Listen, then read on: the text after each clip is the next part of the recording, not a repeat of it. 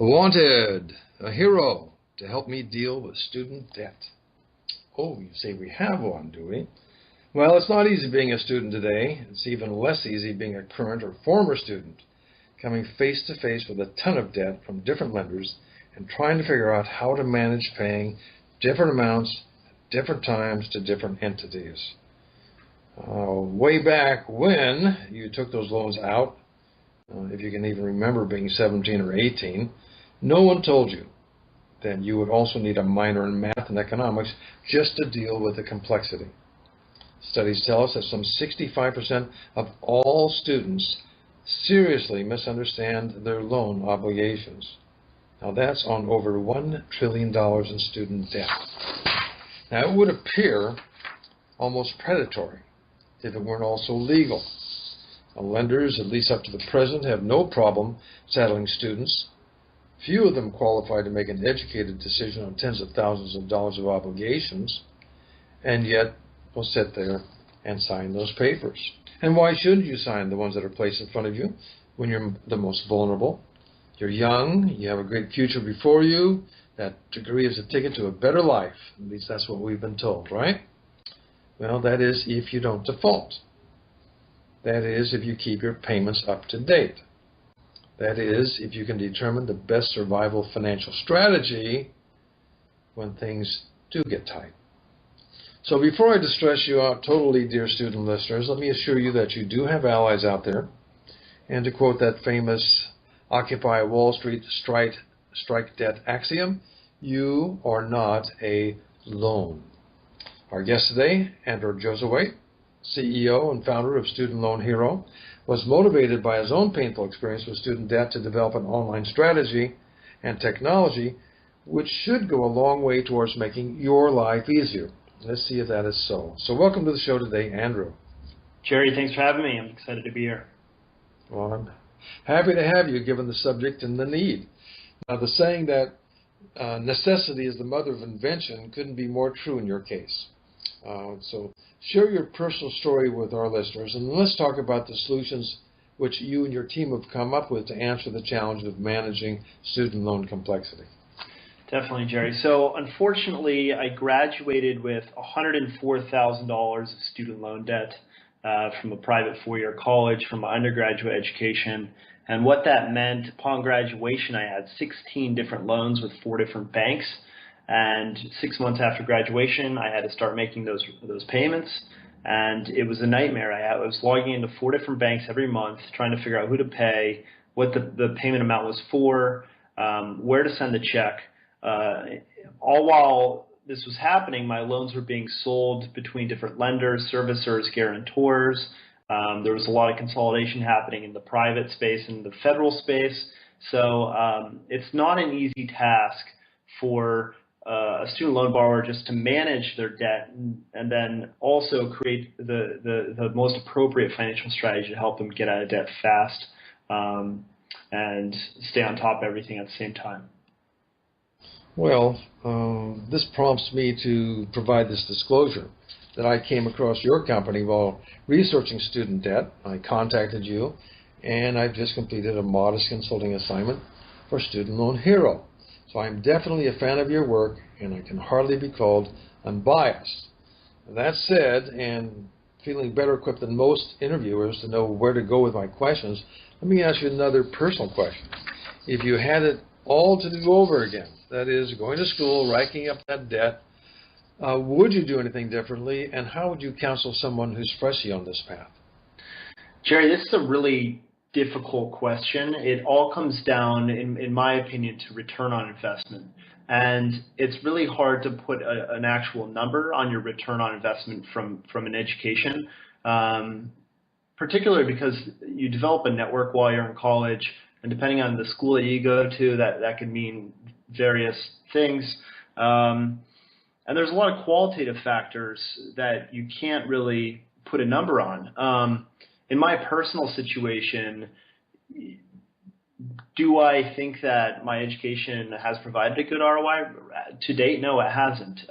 Will it in the future? I don't know. So it's really a tough a tough question. I do think I would take a harder look at community college, state institutions, and shying away from the private institutions. And I think it's hard for an 18 or 17-year-old to make this decision, especially when private institutions have this great marketing materials in place, and there's all these great numbers coming out saying, if you get your bachelor's degree, you're going to earn $1 million more than if you just go to high school. So it's really blinding as a young person. Well, it has to be. Plus, to go back to something you said earlier, there's the complexity of terms that you've used. You've used providers, you've used selling debt. Why don't you go through some of these terms and tell me what they mean and what they mean to a student out there? Yeah, so when you're about to take out your student loans, they put this stack of papers in front of you, and they make you sign a promissory note, and it says you're going to make your payments upon 6 months after graduation, and if you don't make these payments, we're going to set debt collectors after you, for lack of a better word. And if you fail to make your payments and it does go into default, we're also going to tack a percentage, a collection commission onto your debt owed. So there's so many moving parts. You have the federal loan program through the Department of Education. You have private lenders. You also have guarantors that insure the student loan securities in case they go into default. You also have the loan servicers, which are responsible for sending you your mail every month with your monthly bills. So it's a really, really complex and fragmented industry. Oh, Lordy, it does require another minor. This is in illogic, because most of this seems to be so illogical. So before we get into some of the tools and benefits of your site, which do their best to get us out of that morass, let's resolve a couple of questions that I feel need to be asked. In your view, who is at fault for this present mess that we're in? Are there good guys and bad guys, or is this just an unfortunate perfect storm of recession in economics? Everyone's at fault. I mean, the banks and government participated in some subprime lending to 18-year-olds with no credit history. They have no job, no previous education besides high school. So they have nothing to base their lending policy on. Also, colleges are the ones that are selling these dreams of endless possibilities and a fruitful life. Also, they say, hey, your return on investment on higher education is well worth it. There have been numbers published recently that say your return on investment from your bachelor's education is more around the $250,000 mark versus the $1 million mark that gets published quite frequently. And then lastly, besides the banks, the government, and the colleges, consumers, sadly, we're not doing our due diligence on education choices. It's a very emotional time for an 18-year-old. They're leaving high school. They're leaving their friends behind. They're looking towards a bright future. And it's especially for parents as well, because they want the best for their kids. And it's easy to get caught up in making an irrational decision. Well, what I appreciate the fact is that in my parlance, there are no victims. There are only volunteers. And apparently, every one of the entities that you've talked about have volunteered to put themselves in this position. So enough about the pain of having gotten here. Let's say that we are starting out. We've gotten the loans, not as many as you might have, I would hope, but we have all those loans. So let's talk about the tools and why you think that they are helpful for everyone involved. Students, schools, lenders, and yes, by the way, even collection agencies. What does StudentLoanHero.com do for these people? Yeah, so just for the record, I am a little bit out. I'm an outlier with my debt situation. I have $104,000 of debt. The average U.S. College grad in 2012 had $27,000 of student loan debt, and the average user on the Student Loan Hero website has $56,000 of student loan debt. So what we do at Student Loan Hero is it's a platform that helps student loan borrowers organize, manage, and repay their student loans. And the way that we do this is a student loan borrower will create an account. They'll provide their banking credentials, social security, date of birth, and then we go out to both the federal loan database and also their private banks that they're banking with, such as Sallie Mae or Wells Fargo. We aggregate all their loans into one dashboard so they could see all their debt obligations in one area. And then if the user then provides some basic socioeconomic statuses like income, if they're employed, if they're unemployed, if they're a teacher, if they're a nurse, if they're a lawyer in the public sector, we then help pair that person up with either federal programs or private programs that could either lower their monthly payments to decrease the debt burden, or we could find them a new financial product that will help lower their interest rate, like a student loan consolidation. And it's really all about loan modification. So it's adjusting the term of the loan, it's adjusting the interest rate, it's adjusting the monthly payments with income-based repayment. And that's really the biggest problem that's happening for student loan borrowers is there's a big debt burden. The way that an educational debt works is borrowers, these 22-year-olds, 25-year-olds, are at the lowest point in their income cycle, relatively speaking. And they're also faced with the biggest payment on their student loans. So the gap between income and debt repayments is the highest it will ever be, and we help lower that burden until they could either accelerate their payments or get out of debt faster. How this benefits colleges is they need to lower their default rates. There's been a lot of government regulation coming down requiring colleges to monitor a thing called the cohort default rate. So mainly for-profit colleges, community colleges, are facing really high default rates. And what we do is we help student loan borrowers make the right decisions so they don't go into default and they can manage that debt situation, therefore helping the federal government and colleges manage the situation as a whole.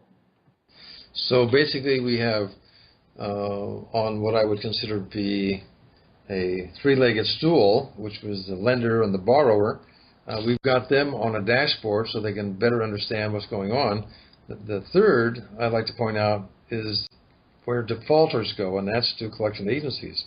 And having that background behind me, as most backgrounds are, it's pretty interesting for me to look at that and say, well, as a bill collector, if I were to have a student that I'm talking to actually have a dashboard in front of them where I could then have them compare the debt that I have versus the other debt so that I could counsel them better as to how to manage payments to me. So in a way, even though I might be helping another collection agency to, shall we say, better collect on that account, I'm also doing a service for a student. Instead of just saying, I want my money, I am able to hear where that money's going and why it has to go there, which puts me in a better position of being a counselor as opposed to a leg breaker.